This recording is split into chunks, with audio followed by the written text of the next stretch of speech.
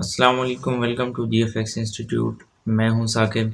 आज है हमारी एडोबी इलस्ट्रेटर की क्लास नंबर 15 जिसमें हम एक नए टूल के बारे में पढ़ेंगे जिसका नाम है पाथफाइंडर टूल। पाथफाइंडर को अगर आप जनरल मीनिंग में इस्तेमाल करें तो मतलब ये कि रास्ता तलाश करना। इसको बाय वर्ड या लफ्ज़ी मानी इसका अगर हम निकालें तो इसका मतलब होता है कि रास्ता तलाश करना। अब एडोबी इलस्ट्रेटर में पाथफाइंडर का क्या मतलब है?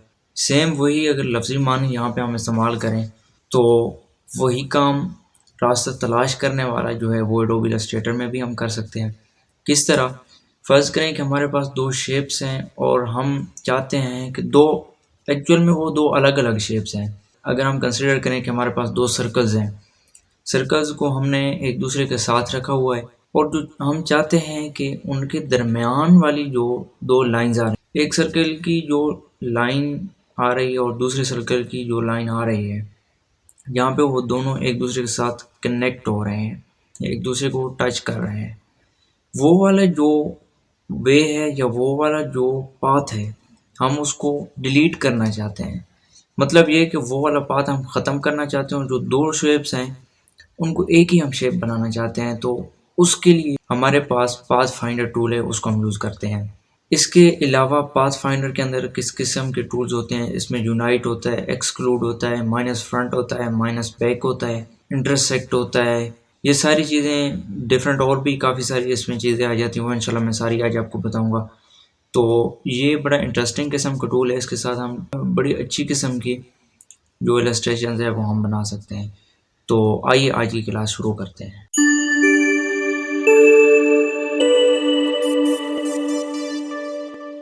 तो पाथ फाइंडर को समझाने से पहले एक और चीज़ मैं पहले आपको बता देता हूँ कि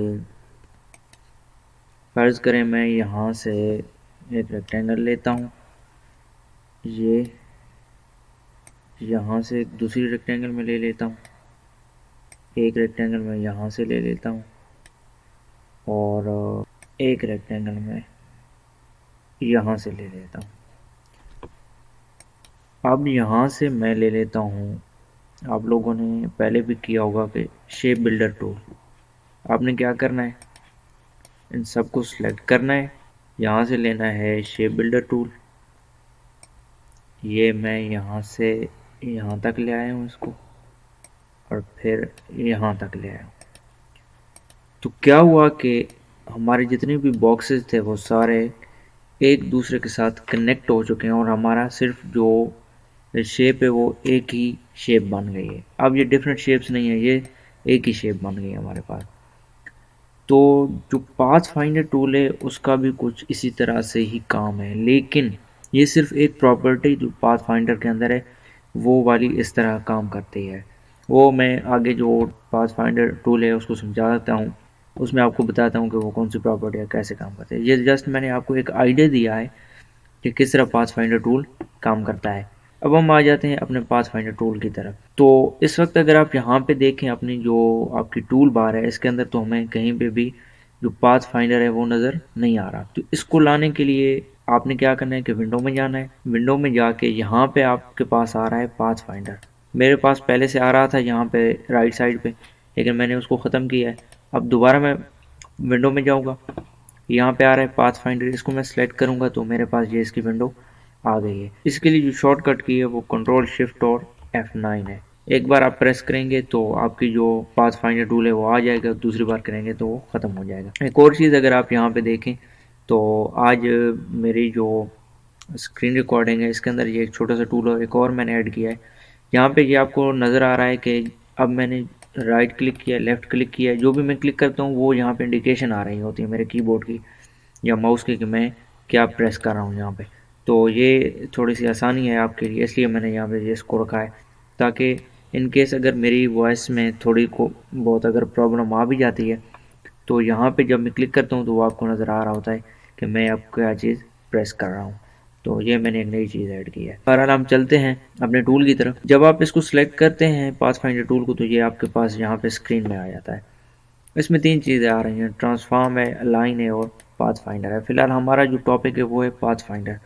पाथ फाइंडर है क्या चीज़ और किस तरह काम करता है, इसको समझाने के लिए फ़र्ज़ करें मैं यहाँ पे ले लेता हूँ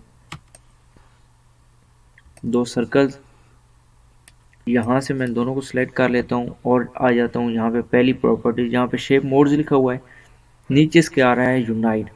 इसको सिलेक्ट करके जो ही मैंने क्लिक किया तो क्या हुआ कि हमारे पास पहले दो जो थे अलग अलग सर्कल्स थे, अब ये यूनाइट हो चुके हैं, एक ही बन चुका है। अगर मैं यहाँ पे इसका जो फिल है वो वाइट कर दूं, मैंने इसका फिल ख़त्म कर दिया, स्ट्रोक लगा दिए। अब अगर आप देखें तो आपके पास ये दो जो हैं, ये दो डिफरेंट सर्कल्स हैं, लेकिन इन दोनों को सिलेक्ट करके जब मैं यहाँ से यूनाइट करता हूँ तो आप लोगों ने देखा कि हमारी जो यहाँ से बाउंडिंग लाइंस आ रही थी इन दोनों सर्कल्स की, ये जहाँ पे एक दूसरे को क्रॉस कर रहे थे वहाँ तक जो बाउंड्री लाइन थी वो ख़त्म हो गई, और ये जो दोनों शेप्स हैं हमारे पास वो एक ही शेप बन गई है। इसको थोड़ा सा और समझाने के लिए मैं यहाँ पे काफ़ी सारे सर्कल्स ले लेता हूँ ताकि ज़रा आपको जो क्लियरली समझे वो आ जाए। ठीक है, अब मैं यहाँ पे ये मैंने किया है, इन सब को सिलेक्ट करके मैं यहाँ पे कर लेता हूँ यूनाइट। तो ये आप देख सकते हैं कि ये कुछ बादल की सी शेप हमारे पास आ गई है। तो यूनाइट का वैसे भी इन जनरल मीनिंग अगर आप देखें तो यूनाइट का मतलब होता है किसी भी चीज़ को मिला देना किसी दूसरी चीज़ के साथ या मुत्तहिद हो जाना, यूनिटी जिसको हम कहते हैं। ये जो हमारे पास यूनाइट का ऑप्शन है ये वही है। अब यहाँ तक तो हमारा क्या था कि हमने यूनाइट कर दिया। सेकंड, इसी यूनाइट के अंदर अगर आप देखें तो हमारे पास आ रहा है यूनाइट पे जब आप माउस को लेके जाएं तो यहाँ पे आ रहा है unite, alt click to create a compound shape and add to shape area. अब अगर ऑल्ट क्लिक करके मैं यहाँ पे यूनाइट को प्रेस करता हूँ तो क्या होता है, सेम वही चीज़ हो जाती है, लेकिन इन दोनों के दरमियान डिफरेंस क्या है। अगर मैं इसको अंडू करके एक बार इन सबको सिलेक्ट कर मैं एक कॉपी ले लेता हूँ इनकी, और फिर इन दोनों के दरमियान जो डिफरेंस बनता है वो आपको दिखा देता हूँ।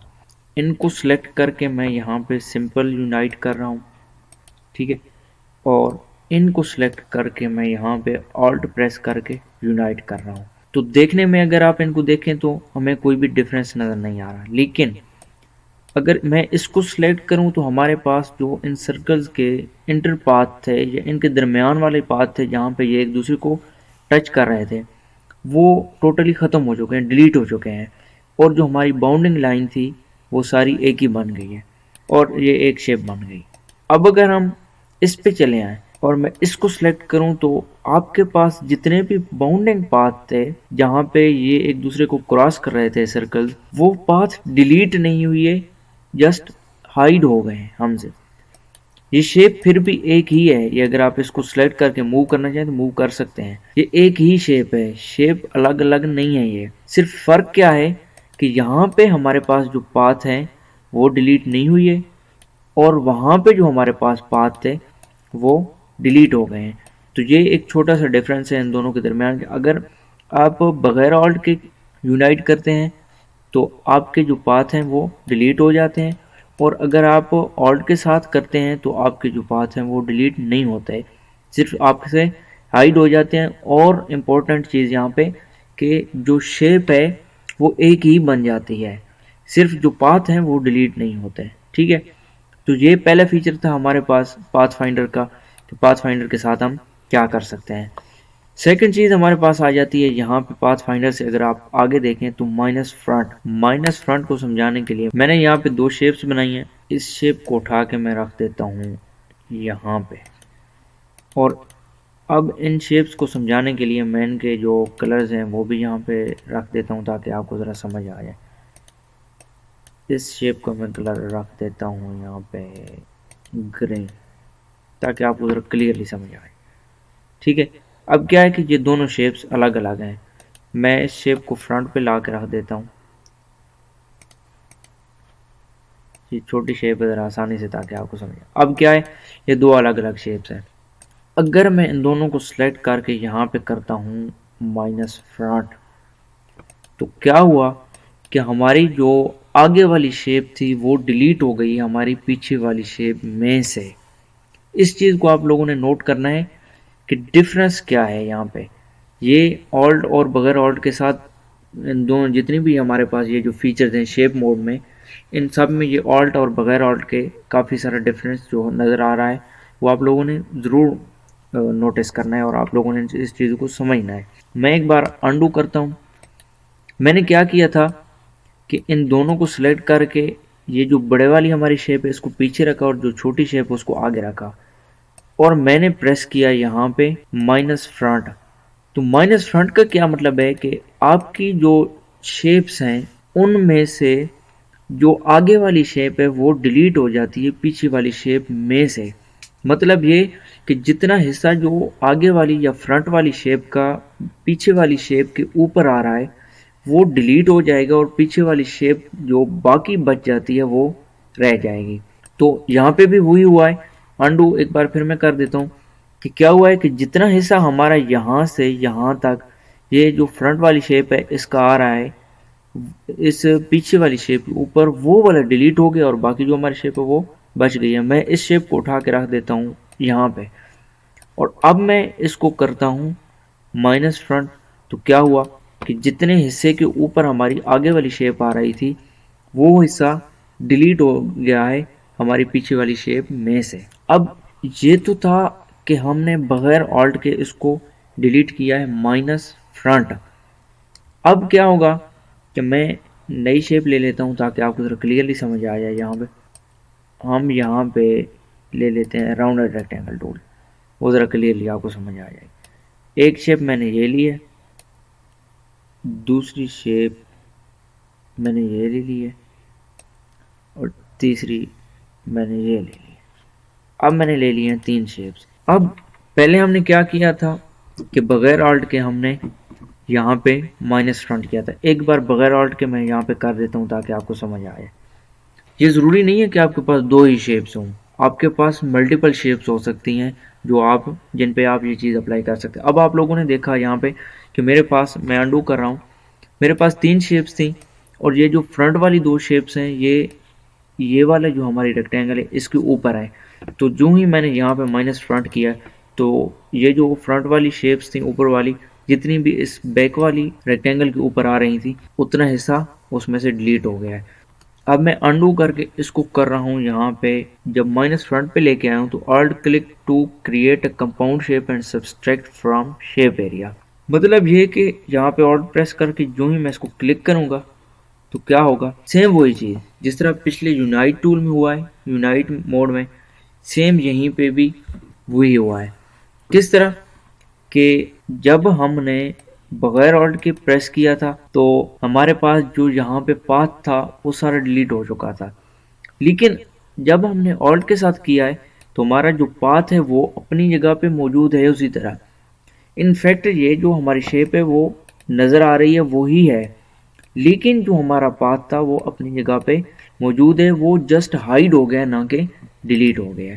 ये सेम सारी चीज़ें हैं। ये जो हमारे पास चारों टूल हैं ये सारे एक जैसे ही हैं, तो ये यहाँ पे इस तरह काम करता है। अब मैं इसको सिलेक्ट करके एक और चीज़ आपको दिखाना चाहता हूँ। अगर इसी शेप मोड में अगर देखें तो यहाँ पे आ रहा है एक्सपेंड कंपाउंड शेप्स।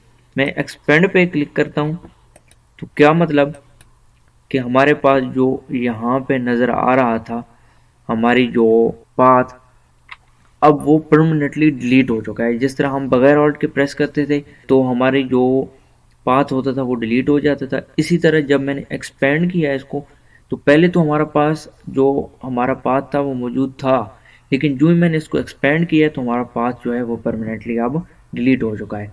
अब अगर मैं दोबारा इसको सिलेक्ट करूं भी सही तो हमारे पास जो यहाँ पे एक्सपेंड एनेबल्ड था अब वो ख़त्म हो चुका है। मतलब ये कि अब हम इसको दोबारा रिट्रीव नहीं कर सकते या दोबारा वो पाथ नहीं ला सकते।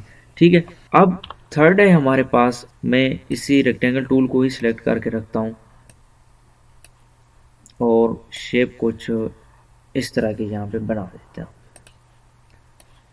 अगर आप यहाँ थर्ड देखें तो ये यहाँ पे है इंटरसेक्ट।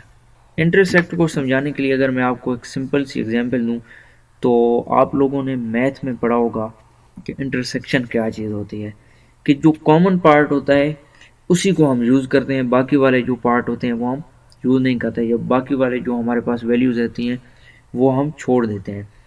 तो यहाँ पे भी सेम वही कॉन्सेप्ट होने वाला है। तो मैंने इनको सिलेक्ट किया है और यहाँ पे जब क्लिक किया है इंटरसेक्ट। अच्छा, यहाँ पे ना एक और चीज़ के फ़िलहाल मैं आपको समझा देता हूँ इंटरसेक्ट के बारे में। ये थोड़ा सा डिफ़िकल्ट है, दो शेप से, ठीक है। तीसरी शेप मैं यहाँ पे डिलीट कर रहा हूँ।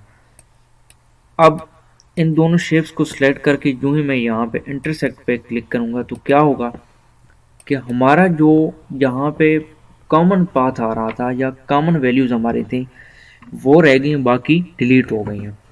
यहाँ पे क्या कि हमारे पास जितनी दो शेप्स जो एक दूसरे को ओवरलैप कर रही थी, जितना एरिया सिर्फ हमारे पास वो ही बचा है, बाकी जितना भी हमारे पास पाथ था वो डिलीट हो चुका है। ठीक है, मैं अनडू करके एक बार आपको दिखा देता हूँ कि ये जो इतना सारा पाथ है हमारे पास, सिर्फ ये ओवरलैपिंग एरिया है हमारे पास, तो यही बचा है। इंटरसेक्शन का मतलब ही ये होता है कि हमारे पास जो कॉमन पाथ है या कॉमन जो एरिया है वो ही बचता है, बाकी सारा डिलीट हो जाता है। तो यहाँ पे भी वही हुआ है कि जितना भी ओवरलैपिंग एरिया है जस्ट वही हमारे पास बचा है, बाकी डिलीट हो चुका है। इसी चीज़ को मैं अगर आपको समझाऊँ ऑल्ट के साथ, सेम वही कॉन्सेप्ट जो कि पिछली दो शेप्स के दरमियान हमने किया है, ठीक है, यूनाइट और हमारे पास जो माइनस फ्रंट है उन दोनों के दरमियान। अब यही चीज़ अगर मैं ऑल्ट प्रेस करके यहाँ पे करता हूँ इंटरसेक्ट, तो क्या हुआ है कि हमारे पास जो एरिया था वो इंटरसेक्ट हो गया है, लेकिन हमारे पास यहाँ पे जो पाथ था हमारा वो अभी भी मौजूद है। और अब अगर आप देखें तो जो मैंने जब इसको सिलेक्ट किया तो यहाँ पे हमारे पास जो एक्सपेंड का ऑप्शन है वो इनेबल हो गया है। अब आप लोगों ने यहाँ पे नोटिस करना है, जो ही मैं यहाँ पे एक्सपेंड को क्लिक करूँगा हमारा जो पाथ था जो कि हाइड हुआ था लेकिन सिलेक्ट करने पे नज़र आ रहा था वो अब परमानेंटली डिलीट हो चुका है। तो इस चीज़ को, इस पॉइंट को आप लोगों ने समझना है। तो अब जो हमारे पास पाथ है वो परमानेंटली डिलीट हो चुका है। तो आप लोगों ने अब समझ लिया होगा कि ये किस तरह हुआ। अब मैंने अनडू किया है तो ये दोबारा हो गया, दोबारा मैं इसको एक्सपेंड करूँगा तो वो ख़त्म हो जाएगा। लेकिन हमारा जो एक्चुअल पॉइंट है वो हम समझ रहे हैं इंटरसेक्शन को। इसको समझाने के लिए मैं एक बार फिर यहाँ पे नई शेप्स ले लेता हूँ ताकि आपको थोड़ा सा और क्लियरली समझ आ जाए। अब मैं कर रहा हूँ यहाँ पे इतना एरिया, ठीक है। मैं यहाँ पे इनके कलर्स भी चेंज कर देता हूँ ताकि आप बोर ना हो। अब इन दोनों के जो कलर्स हैं वो डिफरेंट हैं। अब मैं इनको कर रहा हूँ इंटरसेक्ट, तो अब ज़रा आपको क्लियरली समझ आ गया होगा कि इंटरसेक्शन किस तरह हुआ कि जितना हमारा ओवरलैपिंग एरिया था वो, ये बिफोर देख लें आप कि कितना हमारा ओवरलैपिंग एरिया है, ठीक है। ये यहाँ से ये इतना एरिया हमारा ओवरलैपिंग है, और जब आफ्टर आप देखेंगे तो वो क्या होगा कि वो जो ओवरलैपिंग एरिया वही बचेगा, बाकी सारा डिलीट हो जाएगा। तो ये इंटरसेक्शन इस तरह काम करता है। अब लास्ट वाला हमारे पास अगर आप यहाँ पे देखें तो वो है एक्सक्लूड। एक्सक्लूड को समझाने के लिए मैं यहाँ से ले लेता हूँ इलिप्स टूल। मैं कुछ इस तरह से ये दो शेप्स बना रहा हूँ यहाँ पे। मैं इसको उठा के रख देता हूँ यहाँ पे। इसका मैं कलर भी चेंज कर देता हूँ, यहाँ पे मैं ग्रीन कर देता हूँ, और इसका कलर यहाँ पे मैं थोड़ा सा ये रख देता हूँ, ठीक है। तो अब हमारे पास दो ओवल की सी शेप अलग अलग आ गई हैं। अगर मैं इस दोनों को सिलेक्ट करके यहाँ पे करता हूँ एक्सक्लूड, तो आपको समझ आ गया होगा कि एक्सक्लूड किस तरह हुआ है। अब एक पॉइंट यहाँ पे थोड़ा सा क्लियरली आपने समझना है कि मैं अंडू कर रहा हूँ। इस वक्त क्या है कि हमारे पास ये जो फ्रंट वाली, ये वाली राइट वाली शेप है, इसका कलर ग्रीन है, जो लेफ़्ट वाली है उसका लाइट ब्लू है। मैंने इन दोनों को सिलेक्ट किया और जो ही मैंने यहाँ पे एक्सक्लूड किया तो क्या हुआ कि हमारे पास जो दोनों शेप्स हैं उनका कलर ग्रीन हो चुका है। अब जो लेफ़्ट वाली शेप है उसका कलर भी ग्रीन हो चुका है। क्यों हुआ है यही चीज़ थोड़ी सी मैं आपको समझाने लगा हूँ, ठीक है। मैंने अनडू किया है। अब इन दोनों को मैंने सेलेक्ट किया है और किया है एक्सक्लूड। पहले आपको समझा दूँ कि एक्सक्लूड का मतलब क्या है।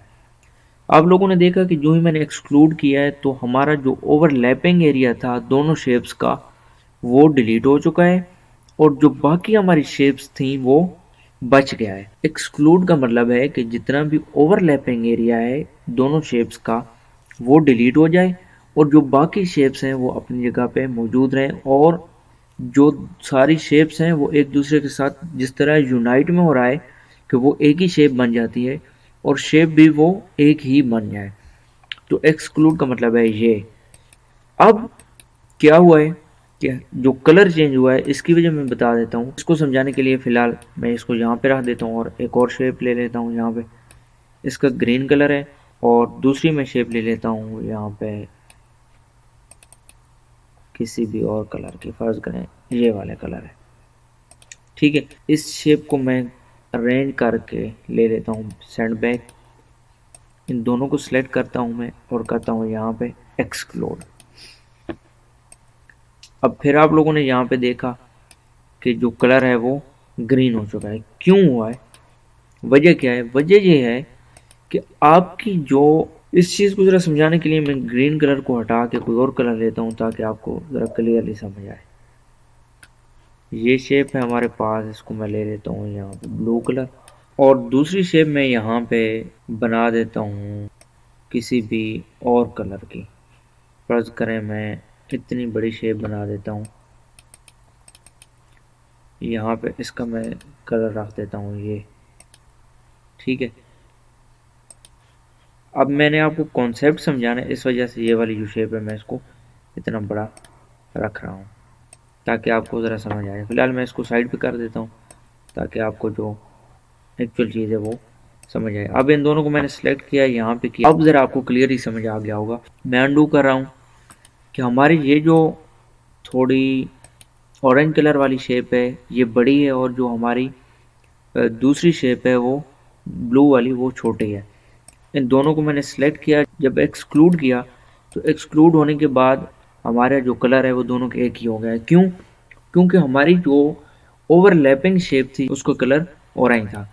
अब अगर मैं अनडू करके इस वाली शेप को सिलेक्ट करके करता हूँ अरेंज टू फ्रंट, इन दोनों को मैं सिलेक्ट करता हूँ और एक्सक्लूड करता हूँ, तो अब क्या हुआ है कि अब हमारे जो शेप थी उसका कलर ब्लू हो चुका है। क्यों?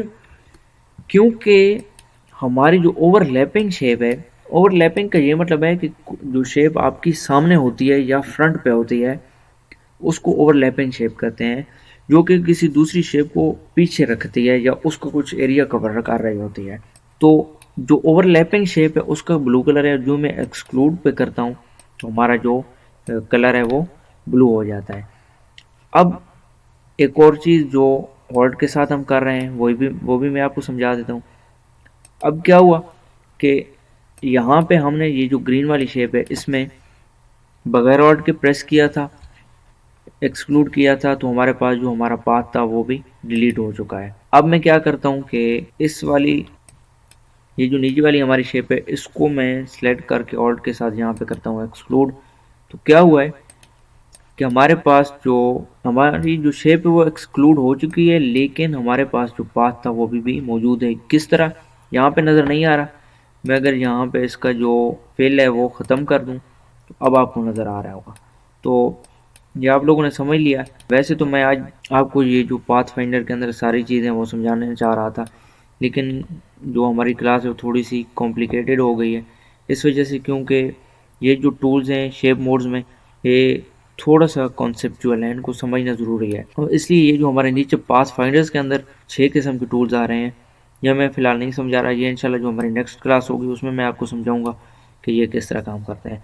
तो ये जो चारों टूल्स हैं ये आप लोगों ने इनकी ज़रूर प्रैक्टिस करनी है। इम्पोर्टेंट चीज़ जो होती है वो प्रैक्टिस ही होती है, तो आप लोगों ने यहाँ पे इन चीज़ों की ज़रूर प्रैक्टिस करनी है। मैं यहाँ पे एक बार लिख भी देता हूँ कि आज हमने कौन कौन से टूल यूज़ किए हैं। यूनाइट, माइनस, फ्रंट, नेक्स्ट जो थर्ड था हमारे पास इंटरसेक्ट, और जो फोर्थ है हमारे पास एक्सक्लूड, ठीक है। तो ये सारी चीज़ें जो हैं ये आप लोगों ने इन चीज़ों की प्रैक्टिस करनी है ताकि आपको समझ आ सके कि कोई भी शेप अगर हम लेते हैं, डिफरेंट किस्म के हम शेप्स लेते हैं तो उनको हम कैसे यूनाइट कर सकते हैं, एक्सक्लूड, इंटरसेक्ट, माइनस, फ्रंट, तो ये किस तरह कर सकते हैं आगे। ये मैं जो नेक्स्ट पाथ फाइंडर वाले इसलिए नहीं समझा रहा क्योंकि यहाँ पे आ रहा है माइनस फ्रंट, और जो पाथ फाइंडर्स हैं उनके दरमियान आ रहा है माइनस बैक। तो इन दोनों के दरमियान जो डिफरेंस है वो आपको थोड़ा सा डिफ़िकल्ट हो जाएगा समझना, अगर मैं सारी चीज़ें अभी समझा देता हूँ। तो इस वजह से मैं फ़िलहाल आपको नहीं समझा रहा। आप लोगों ने इन चीज़ों की प्रैक्टिस करनी है, और इंशाल्लाह जो हमारी नेक्स्ट क्लास होगी उसमें ये जो पाथ फाइंडर्स वाले 6 टूल्स आ रहे हैं ये सारे मैं आपको समझा दूंगा। तो आप लोगों ने प्रैक्टिस इनकी ज़रूर करनी है। उम्मीद है आपको आज की वीडियो पसंद आई होगी। अगर पसंद आई है तो इस वीडियो को लाइक करें, अपने दोस्तों के साथ शेयर भी ज़रूर करें।